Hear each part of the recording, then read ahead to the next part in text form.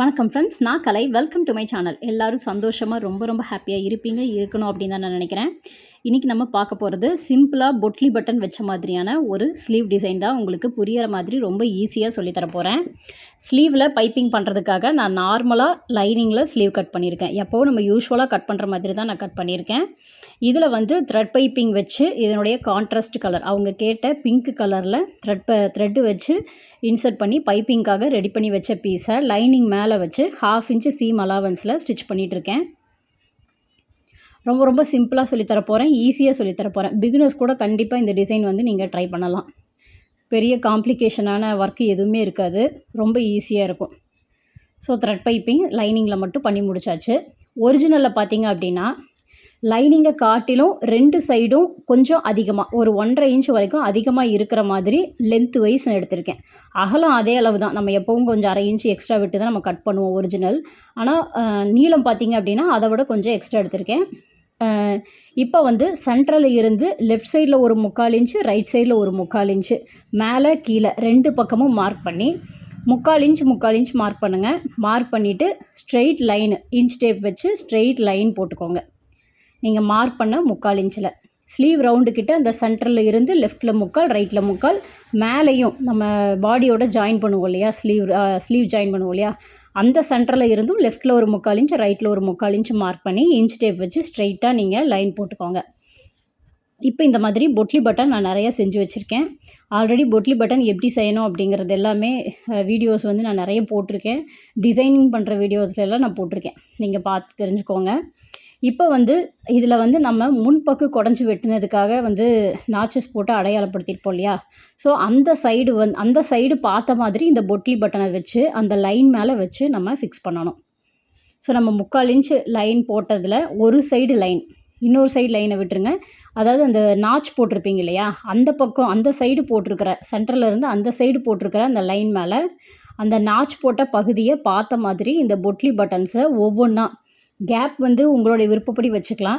ரொம்ப நெருக்கமாக வைக்கிறீங்கனாலும் வச்சுட்டு வாங்க, இல்லை ஒரு 1/2 இன்ச் தள்ளி வைக்கிறது, 1/4 இன்ச் தள்ளி வைக்கிறது, அந்த மாதிரி உங்களோட விருப்பப்படி கேப் விட்டு தள்ளி வச்சுக்கோங்க. அந்த லைன் மேலேயே அந்த பொட்லி பட்டனை நீங்கள் இறுக்கி கட்டியிருப்பீங்க இல்லையா, அந்த த்ரெட்டு பகுதி கரெக்டாக அந்த லைன் மேலே வரணும். அந்த மாதிரி வச்சு ஒவ்வொன்றா நீங்கள் பொறுமையாக ஸ்டிச் பண்ணிட்டு வாங்க. நீங்கள் வந்து சிங்கிள் கைடு போட்டு ஸ்டிச் பண்ணுறதுனாலும் பண்ணலாம். நான் வந்து டபுள் சைடு கைட்லேயே ஸ்டிச் பண்ணுறேன். ஏன்னா பொட்லி பட்டன் அப்படிங்கிறது வந்து அது வந்து ஒரு சின்ன பஞ்சு மாதிரி தான் இருக்கும். ஸோ கைடு வந்து கண்டிப்பாக மேலே ஏறிடும். டபுள் சைடு கைடே நம்மளுக்கு போதுமானதாக தான் இருக்கும். சப்போஸ் பிகினர்ஸ்க்கு வந்து அது ரொம்ப கஷ்டமாக இருக்குது அப்படின்னு சொல்லி ஃபீல் பண்ணிங்கன்னா நீங்கள் சிங்கிள் சைடு கைடு போட்டு கூட நீங்கள் வந்து இந்த பொட்லி பட்டன் வச்சு ஃபிக்ஸ் பண்ணலாம். ஸோ நான் வந்து பார்த்திங்கன்னா ஒரு 1/2 இன்ச்சு கேப் விட்டு ஒவ்வொரு பட்டனுக்கும் நடுவில் வந்து ஒரு 1/2 இன்ச்சு கேப் விட்டு நான் வந்து வரிசையில் வச்சுட்டு வரேன். நான் இதனுடைய பேக் நெக்கு ஃப்ரண்ட்டில் வந்து ரைட் சைடு நெக்கு இதில் கூட இதே மாதிரி தான் நெக்கு ஃபுல்லாக ரவுண்ட் நெக் ஃபுல்லாக வச்சு ஸ்டிச் பண்ணி நான் போட்டிருக்கேன். ஆல்ரெடி பொட்லி நெக்கு வச்ச ப்ளவுஸ் எப்படி ஸ்டிச் பண்ணணும், எப்படி நெக்கில் ஃபிக்ஸ் பண்ணணும் அப்படிங்கிற வீடியோ வந்து ஆல்ரெடி நான் போட்டிருக்கேன், சேனலில் செக் பண்ணி பாருங்கள்.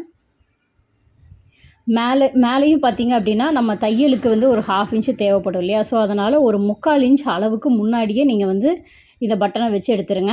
ஆரம்பிக்கும் போதும் ஸ்லீவ் ரவுண்டு கிட்ட ஒரு 1/2 இன்ச்சு விட்டு ஆரம்பிங்க. ஏன்னா ஸ்லீவ் ரவுண்டு கிட்ட பார்த்திங்க அப்படின்னா நம்ம 1/2 இன்ச் அடித்து திருப்பணும் இல்லையா, ஸோ அதுக்காக அந்த கேப்பை விட்டுருங்க. இப்போ நம்ம ஒரிஜினலில் மட்டும்தான் இந்த பொட்லி பட்டனை வச்சு ஃபிக்ஸ் பண்ணியிருக்கோம். ஸோ அதனால் கொஞ்சம் இழுத்து வச்சுக்கோங்க ஸ்டிச்சு வந்து, ஏன்னா இது கொஞ்சம் ஷைனிங்கான காட்டன் மிக்சிங் மெட்டீரியல். ஸோ அதனால் வந்து கொஞ்சம் இழுத்து வச்சுக்கோங்க, அது வந்து இழுத்த மாதிரி இருக்குது. ஸோ அதனால் கொஞ்சம் இழுத்து வச்சுக்கோங்க. இப்போ இன்னொரு லைன் 3/4 இன்ச் லைன் இருக்கு இல்லையா, அந்த லைன் போட்ட அந்த கிளாத்தை அப்படியே ஃபோல்டு பண்ணி கொண்டு வந்து இந்த பொட்லி பட்டனுடைய பிசுறு எல்லாமே கவர் பண்ணுற மாதிரி மேலே வச்சு வீடியோவில் காமிச்சிருக்கிற மாதிரி மேலே ஒரு டாப் ஸ்டிச் ஒன்று கொடுத்துருங்க. நம்ம 3/4 இன்ச்சு தள்ளி சென்டர்லேருந்து 3/4 இன்ச்சு தள்ளி மறுபடியும் ஒரு கோடு போட்டிருந்தோம் இல்லையா, அந்த லைனை அப்படியே அந்த கிளாத்தை எடுத்துகிட்டு வந்து இந்த பொட்லி பட்டனுடைய பிசுறு கவர் பண்ணணும். நம்மளுக்கு அந்த பட்டன் ஷேப் மட்டும்தான் நம்மளுக்கு அது வெளியில் தெரியணும். ஸோ அந்த பிசுரை கவர் பண்ணுற மாதிரி மேலே வச்சு ஒரு எட்ஜு ஸ்டிச் ஒன்று கொடுத்துட்டிங்க அப்படின்னா நம்மளுக்கு நீட்டாக இந்த டிசைன் வந்து கிடச்சிரும். ரொம்ப ரொம்ப சிம்பிள், ரொம்ப ரொம்ப ஈஸி, பார்க்குறக்கும் நல்ல நீட்டாக இருக்கும். யூஷுவலாக நம்ம ஸ்லீவ் ரவுண்டில் இந்த கீழ்ப்பகுதியில் நம்ம நிறைய பொட்லி பட்டன் வச்சு நம்ம பார்த்துருப்போம். பட் இது வந்து நம்ம கிளாத் எதையும் கட் பண்ணி எடுக்காமல் ஈஸியாக பண்ணக்கூடிய ஒரு மெத்தடு. சென்டரில் நம்ம கட்டிங் எதுவும் போடாமல், ஏன்னா அந்த மெத்தட் கூட நம்ம யூஸ் பண்ணலாம். பட் அது கட் பண்ணாமையே நம்ம வந்து இந்த மாதிரி இந்த மெத்தடில் நம்ம ட்ரை பண்ணோம் அப்படின்னா நம்மளுக்கு வந்து ஈஸியாக இருக்கும். இப்போ நம்ம ஒரிஜினலுடைய நல்ல பக்கத்து மேலே நம்ம ஆல்ரெடி ரெடி பண்ணி வச்சுருக்கிற அந்த பைப்பிங் வச்ச லைனிங் கிளாத்து அதை வந்து மேலே வச்சுட்டு 1/2 இன்ச்சு சீம் அலவன்ஸில் அந்த பைப்பிங் பகுதியை ஒட்டி நம்ம வந்து ஸ்டிச் போட்டுக்கலாம். நீங்கள் பைப்பிங் தான் வைக்கணுங்கிற அவசியம் இல்லை. இதை விட வேறு ஏதாவது நீங்கள் வைக்கிறனால அந்த ட்ரையாங்கிள் ஷேப்பில் கட் பண்ணி கீழே வைக்கிறது, இல்லை வேறு உங்களுக்கு உங்கள் க்ரியேட்டிவிட்டிக்கு தகுந்த மாதிரி வேறு ஏதாவது நீங்கள் அந்த பைப்பிங்க்கு பதிலாக வேறு ஏதாவது வச்சு கூட நீங்கள் டிசைன் பண்ணலாம். ஸோ சிசர் கட்டு ஒரு 4-5 இடத்துல பண்ணி விட்டதுக்கப்புறமா நீங்கள் இதை வந்து திருப்பி எடுத்துகிட்டு பைப்பிங் மட்டும் நம்மளுக்கு வெளியில் தெரிகிற மாதிரி வச்சு எட்ஜில் ஒரு ஸ்டிச் போட்டுக்கலாம்.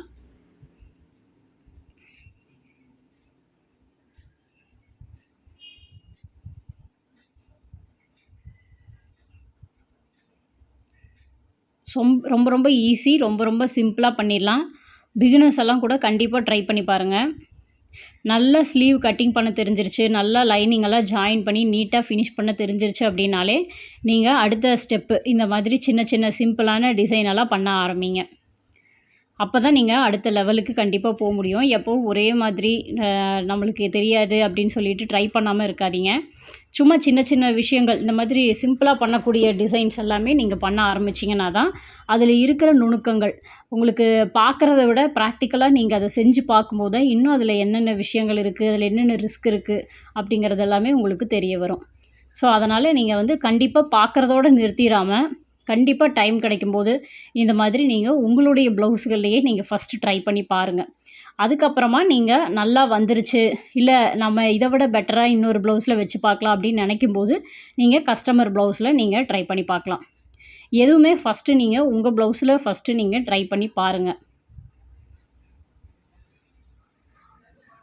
சொன்ன மாதிரி நீங்கள் உங்களுடைய ப்ளவுஸில் ட்ரை பண்ணி பார்க்கும்போது அதனுடைய நிறை குறைகள் என்ன, இன்னும் எப்படி அதை பெட்டராக ட்ரை பண்ணலாம், என்னென்ன மிஸ்டேக் நம்ம பண்ணணும் அப்படிங்கிறத நீங்கள் வந்து கண்டுபிடிச்சிட்டு அதை சரி பண்ணி நீங்கள் கஸ்டமருடைய ப்ளவுஸில் அதை வந்து வச்சு பார்க்க முடியும். ஸோ அவ்வளோதான், இந்த ஸ்லீவுடைய டிசைன் வந்து முடிஞ்சிருச்சு. சென்ட்ரு கரெக்டாக மாறாமல் வைக்கணும். ஸ்லீவினுடைய ரவுண்டையும் கரெக்டாக அந்த சென்ட்ரு வரணும். நீங்கள் பாடியோட ஜாயின் பண்ணுற இடத்துலையும் அந்த சென்டரை கரெக்டாக நீங்கள் மேட்ச் பண்ணி வச்சுக்கணும். ஸோ இந்த டிசைன் உங்களுக்கு சிம்பிளாக ஈஸியாக சொல்லிக் கொடுத்தது புரிஞ்சிருக்கும் அப்படின்னு நான் நினைக்கிறேன்.